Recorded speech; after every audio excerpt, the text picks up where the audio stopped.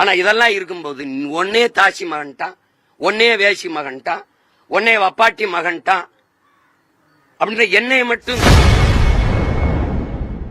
மீண்டும் பெரியார் குறித்து செய்தியாளர் எழுப்பிய கேள்வியால் நாம் தமிழர் கட்சி ஒருங்கிணைப்பாளர் சீமான் ஆவேசமாக கொந்தளித்துள்ளார். 6 வர்ணத்தையும் தாண்டி இன்னும் கொடிய ஒரு வர்ணம் இருக்குடா, பஞ்சமர்னு ஒண்ணு.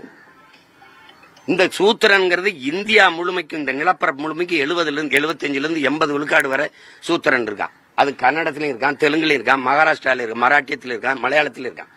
ஆனா இதெல்லாம் இருக்கும்போது ஒன்னே தாசி மகன்ட்டான், ஒன்னே வேசி மகன்ட்டான், ஒன்னே வப்பாட்டி மகன்ட்டான் அப்படின்ற எண்ணெயை மட்டும் சிறப்பா, எண்ணெயை மட்டும் ஸ்பெசிபிக்கா மென்ஷன் பண்ண வேண்டிய தேவையா வருது?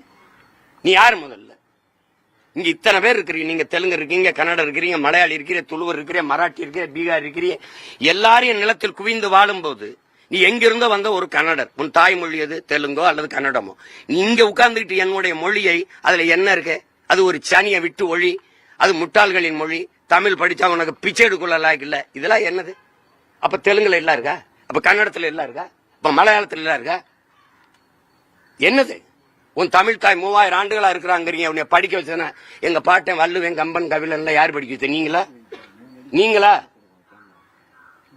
சேட்டை பண்ணிட்டு அலையக்கூடாது. பள்ளிக்கூடம் திறந்து பல்லாயிரக்கணக்கில் படிக்க வச்சாங்க என் தாத்தன் காமராஜ். படிக்க பிள்ளைகள் வரல, பசியோட இருந்த பாடம் மண்டையில் ஏறாதுன்னு மதிய உணவு திட்டம் போட்டு எல்லாருக்கும் சோறு போட்டான். கையேந்தி நின்னா அந்த மகன், தாளாளர்கள் எல்லாம் கொடை கொடுங்கன்னு. பெரியார் கொடுத்த ஒரு நன்கொடை சொல்லுங்க தம்பி, பெரியார் கொடுத்த ஒரு நன்கொடை சொல்லுங்க. இந்தாங்க காமராஜ். எல்லா கொடையாளரும் பணம் கொடுத்தான், அரிசியை மூட்டை மூட்டையா ஏற்றி விட்டான், விறகு கட்டுக்கட்டா ஏற்றி விட்டான். முடியாத தாய்மார்கள் வந்து சமைச்சு போட்டு போனாங்க, மக்கள் இயக்கமா மாத்தி பிள்ளைகளை படிக்க வச்சான். நீங்க கொடுத்த நன்கொடை ஒண்ணு சொல்லுங்க பாப்போம்.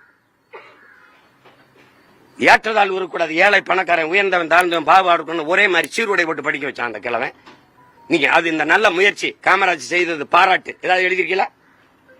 சும்மா வாய்க்கு வந்த நான் தான் படிக்க வச்சேன், நான் தான் படிக்க. யார் நீ? எங்க படிக்க வச்ச? செய்திகளை உள்ளது உள்ளபடி தெரிந்து கொள்ள ரெஃப்ளெக்ட் நியூஸை சப்ஸ்கிரைப் பண்ணுங்க.